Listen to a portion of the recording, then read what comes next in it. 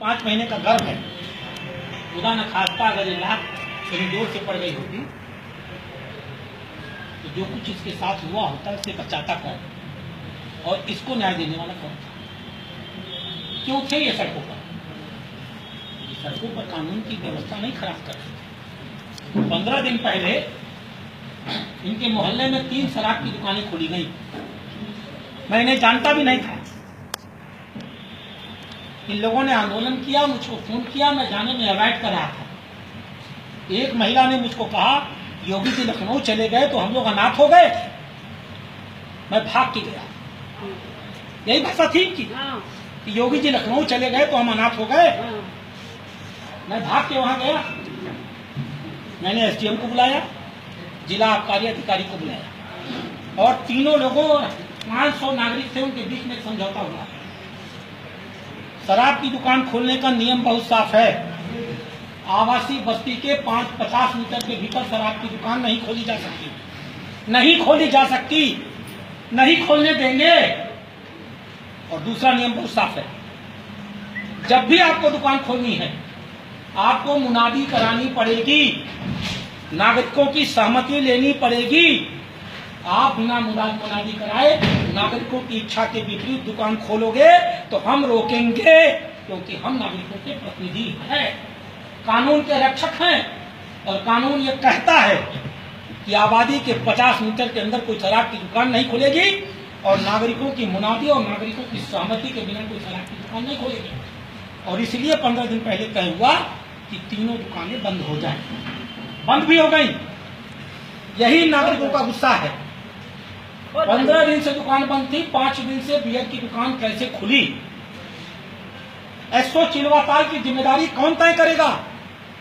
खुलेआम तेनुही में और बेचुई में, बिचाऊपुर में कच्ची चुवाई जाती है। मैंने खुद एसओ चिलवाताल से कहा था कि तेनुही और बिचाऊपुर की कच्ची पैसा ले करते हैं, किसी उनकी बातें। मैंने खुद कहा था बियर की दुकान बंद करो। हम लोगों को शौक नहीं है। जब दुकानें बंद नहीं हुई और जब कल मैं राशन कार्ड का शिविर नंदा नगर में चला रहा था, जो वहां से 15 किलोमीटर दूर है, 10 बजे इन लोगों ने आंदोलन किया। मुझे पहुंचने में देरी हो गई, ये सत्य है, क्योंकि वहां से वहां आने में आधा घंटा लगेगा। आरोप पुलिस के खिलाफ, पुलिस पर आरोप है कि पैसा लेके दुकान खोली गई। पुलिस के अधिकारी वहां पहुंच रहे हैं। अगर पुलिस पर आरोप है तो पुलिस को क्या करना चाहिए? आरोपी स्वयं निर्णय करेगा कि सही गलत क्या है, या निर्णय मजिस्ट्रेट करेगा? पुलिस को एसडीएम को बुलाना चाहिए था, पुलिस को जिला आबकारी अधिकारी को बुलाना चाहिए था और पुलिस को तय करना चाहिए था क्या होना। और दूसरी सबसे बड़ी बात, जब आरोप एसओ चिलवाताल के ऊपर है कि उसने पैसा लेके खोला, तो सीओ गोरखनाथ का फर्ज क्या बनता है? नागरिकों के बयान लेना, CO Gorakhnath, CO SO Chilwatal की जांच करना, और अगर आरोप सही है तो एसओ चिलवाताल के खिलाफ कार्रवाई करना। किया क्या? एसओ चिलवाताल के साथ वो फोर्स आई। ये सब औरतें आपको बताएंगी कौन वो औरत थी जो इनके पेट पर मार रही थी, जो इस बच्चे को ढकेल रही थी, जो इसके ऊपर लाठी चला रही थी। तीनों मिलाकर एक औरत। क्या ये औरतें महिलाएं नहीं है? क्या इन महिलाओं का कोई अधिकार नहीं है? क्या हम लोग के शासनकाल में महिलाओं के साथ इस प्रकार से अनाचार होगा? ये पुलिस अधिकारी मन बढ़ाई करेंगे और हम लोग इन्हें करने देंगे? इन महिलाओं के अधिकार खत्म हो गए। एक सीओ जो अधिकार अपने आप को महिला बताकर बचाना चाहता है, पुलिस अधिकारी, प्रशासनिक अधिकारी, विधायक और सांसद, उसका कोई लिंग नहीं होता, उसकी कोई जात नहीं होती, उसका कोई धर्म नहीं होता। वो सीओ के रूप में काम करता है, मैं विधायक के रूप में काम करता हूँ। कोई मुझसे नहीं कह सकता कि मैं सीओ पुरुष हूँ। जब सीओ के रूप में इन महिलाओं के साथ दुर्व्यवहार हो रहा था तो महिला अधिकार की बात नहीं समझ में आ रही थी। और जब मैंने माननीय एसडीएम साहब को बुला लिया, एसडीएम साहब के साथ मेरी बातचीत हो गई, वो अचानक अपने दल बल के साथ चली आई। एक सीओ अपने विधायक को पहचानती ही नहीं। एक सीओ, उसको लोग बता रहे कि विधायक जी हैं। ये मेरे लिए शर्म का विषय है कि मैं इतनी लो प्रोफाइल राजनीति करता हूं कि मुझे पुलिस के अधिकारी पहचानते नहीं हैं। इससे बड़ा मेरा क्या सबूत हो सकता है? मैं उस सीओ से कह रहा हूं, तुम्हें मालूम है किससे मेरी बात हो रही है? वो अपने एसडीएम को नहीं पहचानती है। मैंने कहा ये एसडीएम साहब है, मेरी और एसडीएम की बात हो रही है, तुम चुप रहो। वो बीच में बोलती चली जा रही, लगातार इंटरफेयर कर रही।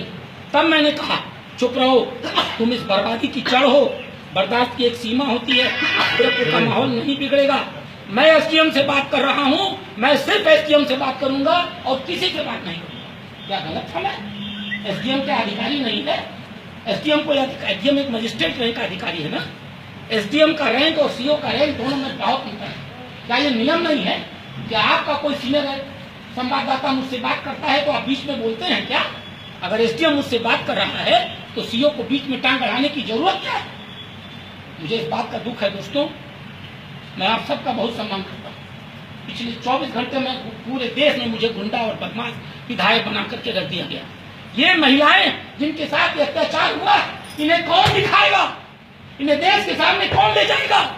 कौन पूछेगा कि महिलाओं के अधिकार क्या है? इनकी लड़ाई कौन लड़ेगा? मुझे आप अपराधी बना दीजिए, कोई इतराज नहीं, लेकिन इन बच्चों से, छोटे से बच्चे से पूछिए, इस महिला गर्भवती से पूछिए क्या हुआ इसके साथ। इसके पक्ष को भी देश के सामने रखिए। ये पत्रकार इस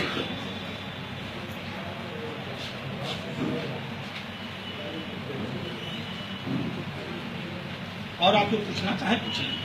परसों 10 बजे मैं टाउन हॉल पर राष्ट्रपिता महात्मा गांधी की मूर्ति के नीचे बैठने जा रहा हूं। मैं पूरे शहर के नागरिकों से आग्रह करता हूं, मैं आजिज हो गया हूं शराब की दुकानों से। इस शहर को शराब खाना बना दिया गया है। गली गली शराब की दुकानें खुलती चली जा रही हैं, मनमानी होती चली जा रही है। कोई किसी का पूछने वाला नहीं है। जिसका मन जहां चाहे शराब की दुकान खोल ले। बर्दाश्त की एक सीमा होती है। 10 दुकानों के खिलाफ मैं आंदोलन में जा चुका। कहां तक जाऊंगा मैं?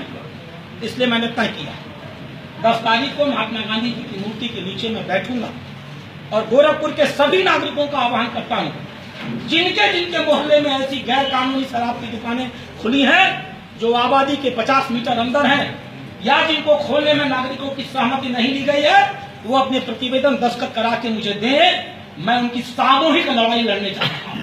इस शहर के अंदर एक नियम है, उत्तर प्रदेश शराब की दुकान स्थान और संख्या नियमावली 1968। इस नियम के प्राविधानों का उल्लंघन करके जिला आबकारी अधिकारी और पुलिस की मदद से एक भी दुकान इस शहर में नहीं चलने वाली है। मैं नागरिकों का आह्वान करता हूं कि वो अपनी सूचियां लाकर मुझे परसों उस महात्मा गांधी की मूर्ति के नीचे दें। मैं उसे एक नए आंदोलन की पूरे महानगर में शुरुआत करूंगा। इस शहर में सिर्फ कानूनी शराब की दुकानें चलेंगी जो इस देश के नियमों और कानूनों के अनुरूप होंगी। इस देश के नियमों और कानूनों की अवहेलना करके इस गोरखनाथ मंदिर के, इस गोरखपुर में बाबा गोरखनाथ के इस शहर में किसी भी गैर कानूनी शराब की दुकान को अगर नागरिक नहीं चलने देना चाहते हैं तो हम लोग 10 तारीख के बाद 6 चलेंगे। तो उनका भविष्य क्या होगा? मैं सारे ज्ञापन लेकर डीएम के पास जाऊंगा और उनसे आग्रह करूंगा एक एक दुकान की जांच करवाएं और सबका लाइसेंस निरस्त करें।